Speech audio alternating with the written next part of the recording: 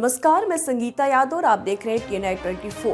22 जनवरी को बहुप्रतीक्षित अयोध्या के राम मंदिर में रामलला की मूर्ति की प्राण प्रतिष्ठा होने व 24 जनवरी को भगवान बालक राम के दर्शन होते ही कस्बे के रामशंकर जायसवाल की 31 वर्ष के लंबे समय के बाद भीषण प्रतिज्ञा पूर्ण हो गई। प्रतिज्ञा पूर्ण होने पर रविवार को रमाशंकर जायसवाल ने विधि विधान के साथ कस्बे के राम जानकी मंदिर परिसर में अपने केश व दाढ़ी बनवाई। अध्यापन कार्य श्री जगतजीतेश्वर संस्कृत माध्यमिक विद्यालय राजा बौंडी में कार्यरत रहा। जब से श्री राम जन्मभूमि आंदोलन प्रारंभ हुआ तब से सक्रियता के साथ मैं उसमें भाग लेता रहा। जब शिला पूजन 1992 में ढांचा विध्वंस हुआ, अस्थायी राम मंदिर बना जो टेंट से छाया गया, उसी समय शिला पूजन का कार्यक्रम शुरू हुआ, राम ज्योति के कार्यक्रम शुरू हुए, राम रथ आया यहाँ जो जैतापुर की बाजार में रुका, जहाँ अभूतपूर्व संख्या थी, न भूतो न भविष्यत ये स्थित थी। उसके बाद 1992 में जब कार सेवकों के द्वारा ढांचा विध्वंस किया गया, उस समय हम लोग अस्थायी जेल में निरुद्ध थे।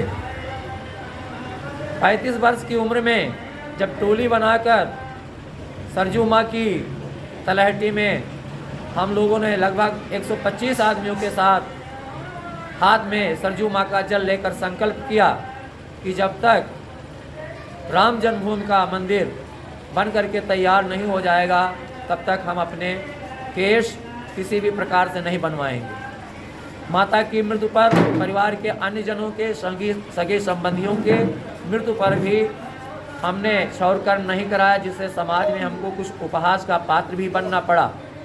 किंतु जब हाई कोर्ट से आदेश मिलने की स्थिति हुई तो कुछ हमारे हृदय में आशा जगी, लेकिन कोर्ट का फैसला आने पर पुनः निराशा ही हाथ लगी।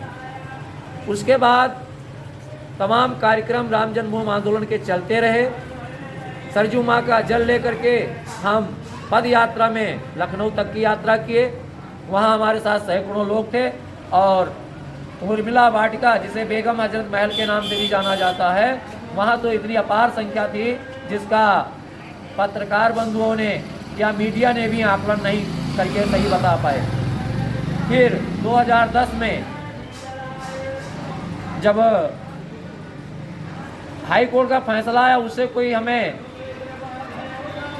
संतुष्टि नहीं हुई, क्योंकि उन्होंने तो पूरे स्थान को बांट दिया था। फिर सुप्रीम कोर्ट से जब आदेश आया तो वो एक अमूल्य धरोहर के रूप में, अनमोल उपहार के रूप में था, जिसे सुन करके सारा हिंदू समाज, सारा देश, सारा विश्व में रहने वाले हिंदू भी प्रभावित हुए।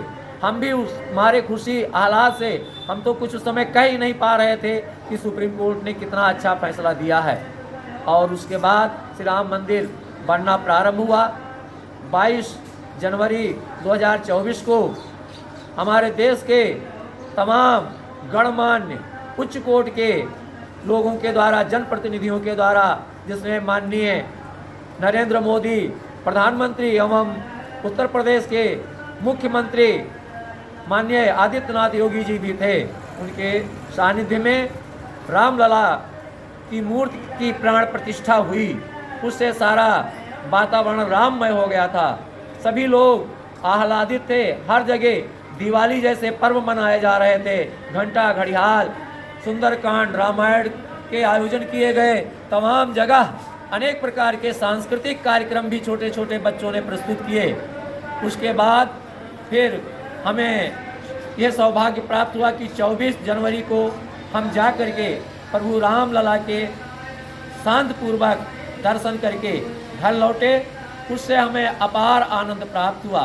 पाल निवासी ग्राम पोस्ट बौंडी संस्कृत विद्यालय बौंडी में कार्यरत रहते हुए जब श्री राम जन्मभूमि का आंदोलन चला तो उसमें हर कार्यक्रम में बराबर सम्मिलित होता रहा।